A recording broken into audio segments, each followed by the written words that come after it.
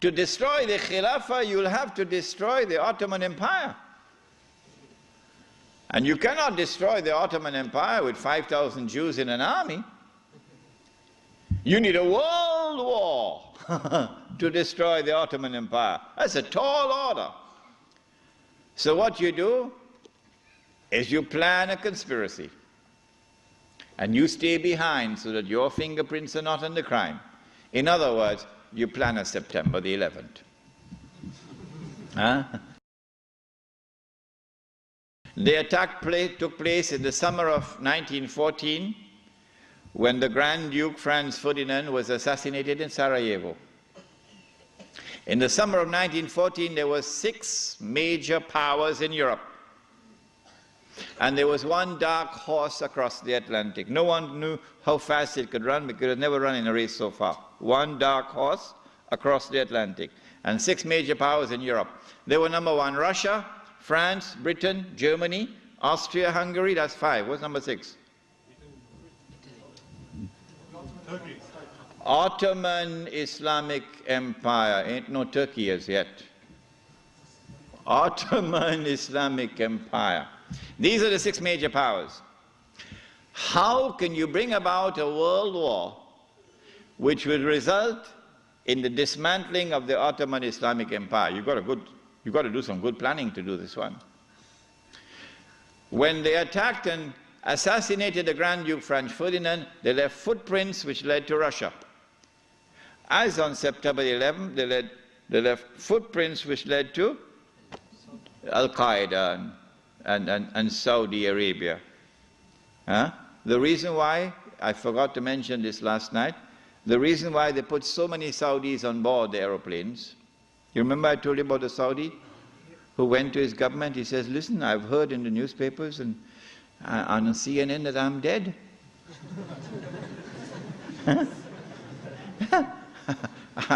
It seems to me as though I'm alive. What they had done was to hijack his identity and put it on board the plane. I forgot to mention to you last night why they had put so many Saudis. The reason for this is to attack the client relationship, the friendly relations between the United States and the government of Saudi Arabia. If you can replace this with a new relationship of mistrust and hatred and enmity, it'll now facilitate the Jews when they launch their big war to take control of the Saudi oil, which is about to happen. This is why they put so many Saudis on board the aeroplanes. Good. They left footprints which led to Russia.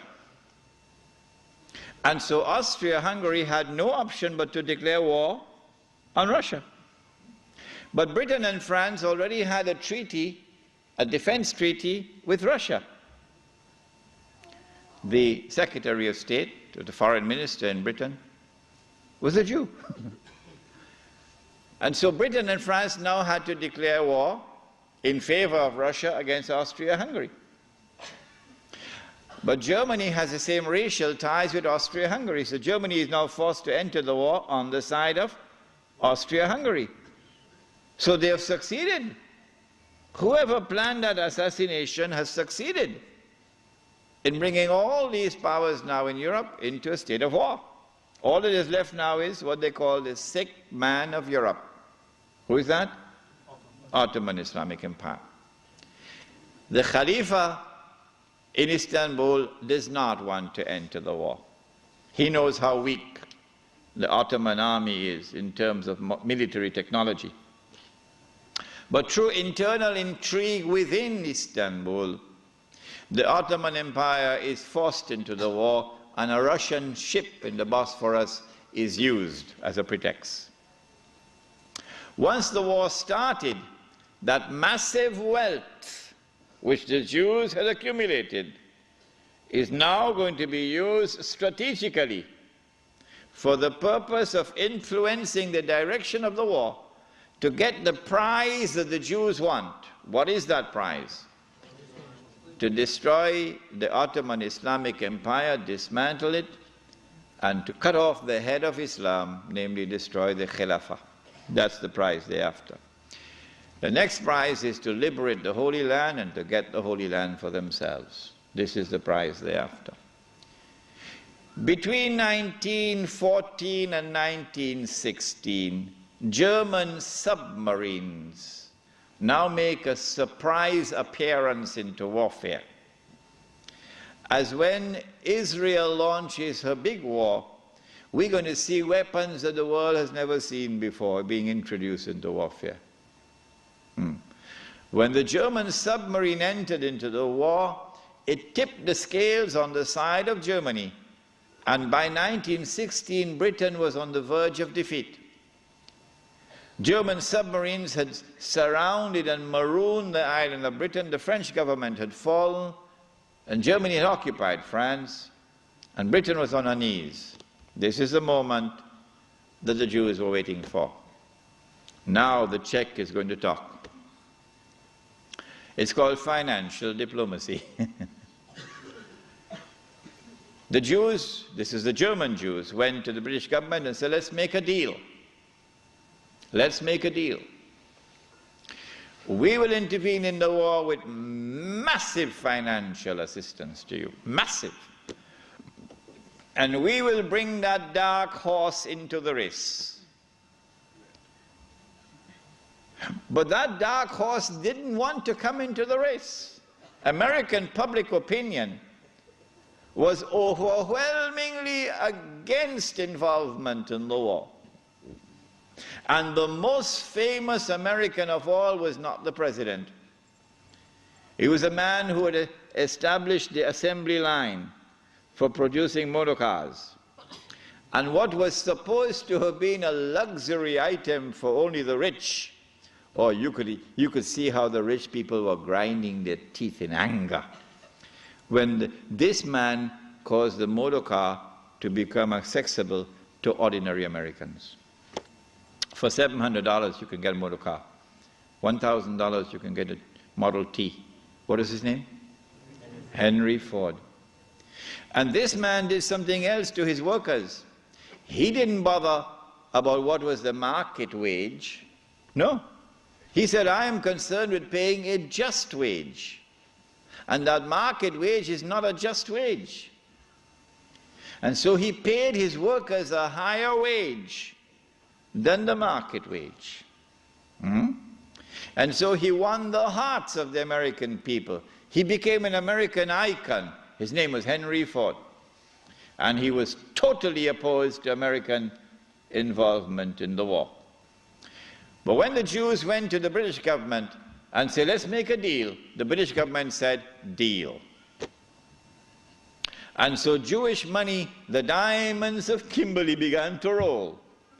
And Jewish money now enters into the war in a massive way. And Jewish influence over the media in the United States is now made to work, and American public opinion is being brainwashed and slowly transformed, until suddenly, to the consternation of Henry Ford and so many Americans, Franklin Roosevelt declares war, and the United States enters into the war. Britain, with this newfound wealth, and with the assistance of the United States, now has a new lease of life, and the war now takes on a direction that the Jews wanted from the first place. It is in 1916 that Jassasa went to work with British spies in Arabia. Lawrence of Arabia, of course, is the most well-known of them. These British spies were sent into Arabia, posing as Muslims. And they went to two actors in Arabia, two. One was Sharif al-Husayn, who was appointed by the Khalifa in Istanbul as the Sharif of the Hijaz, Mecca and Medina, in control. Mecca was under the control of an Arab battalion, but Medina was under the control of a Turkish battalion. And I wish I could understand why the Khalifa insisted on the Turkish battalion under the under the leadership of Fakhri Pasha to defend Medina. I don't know why. So when the British spies went to Husein, they offered him the moon. They offered him the moon. We will liberate the land of the hated Ottoman Turks, and we will give you independence and freedom, and you will now become the king of the Arabs. Remember, Britain is not talking about Khilafah, eh? No, we'll make you the king of the Arabs. And we also prepared to offer you a little, you know what, just £7 million. Huh? £7 million at that time is what Bill Gates has now. Sharif Hussein, the great-great-grandfather of Abdullah in Jordan now, then betrayed the Prophet Muhammad ﷺ, betrayed 1400 years of history of this ummah, violated the plain and clear command of Allah subhanahu wa ta'ala in the Quran in Suratul Ma'idah, in which He commanded us, Ya ayyuhalladhina amanu la tattakhizul yahuda wan nasara awliya. Do not take the Jews and do not take the Christians as your awliya. Do not establish an alliance with them in which you become dependent upon them and subservient to them. Do not do that, says Allah.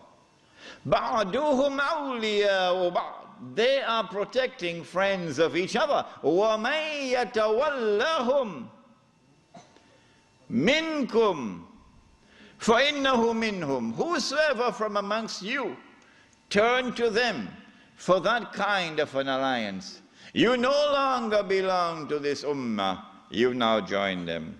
Inna Allah la yahdi al-qawm al-zalimin. Surely Allah will never provide guidance for a people who commit such an atrocious act of wrongdoing. And this is precisely what Sharif Hussein did, and what all his descendants from that day to this day have been doing.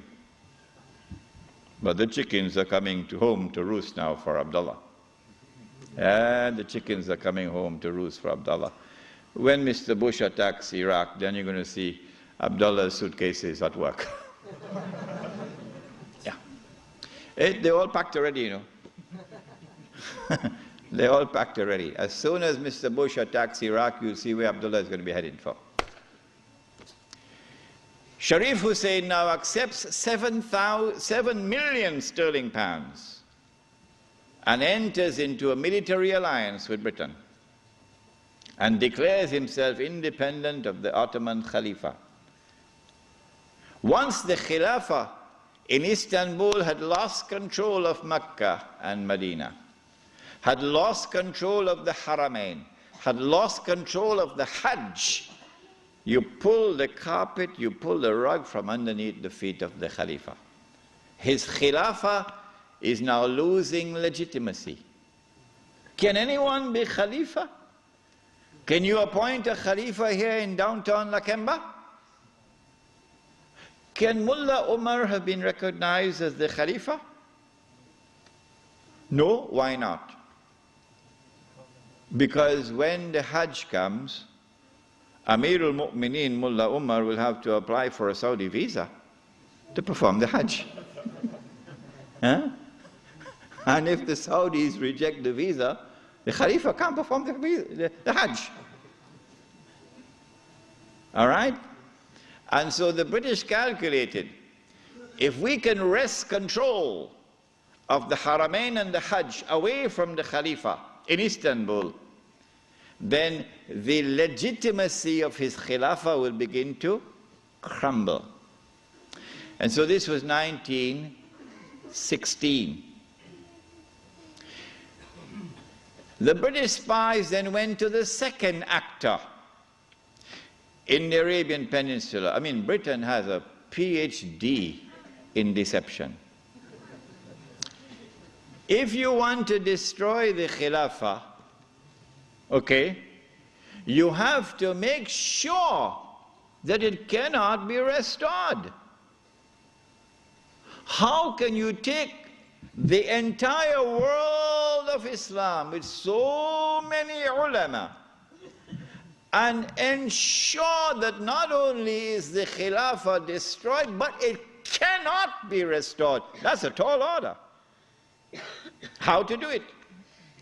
The answer is, you not only have to liberate the Haramain from the control of the Khalifa in Istanbul, but you have to put it in the control of those who will not themselves claim the Khilafah and will not allow anyone else to claim the Khilafah. And so long as these people keep control of the Haramain and the Hajj, the Khilafah can never be restored. Simple, isn't it? Simple, isn't it? And so that was why they had to make the trip to Riyadh to meet, what's his name? Abdul Aziz Ibn Saud. Correct name? Of course it's a correct name. Why are you afraid to mention it? But Abdul Aziz Ibn Saud did not control the Hijaz. So he couldn't command the check for £7 million. Huh? He had to be content with something less than that.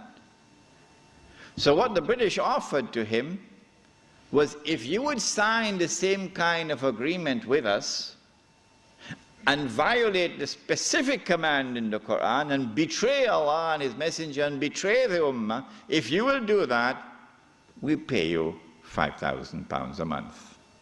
Would you accept that? Abdul Aziz says yes. Yes. And in 1916, Abdul Aziz ibn Saud signed an agreement with Britain. Yes. Which made of him a military ally of Britain, subservient to Britain. But when the Ikhwan, who were his military force, questioned him, how can you sign this agreement with Britain? And how can you accept this money from Britain, £5,000 a month? Abdul Aziz ibn Saud says, this is jizya.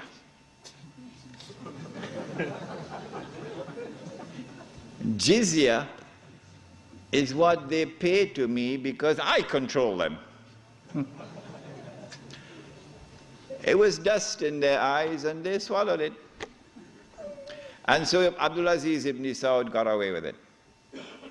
Massive betrayal, and a very dangerous plan is now in place.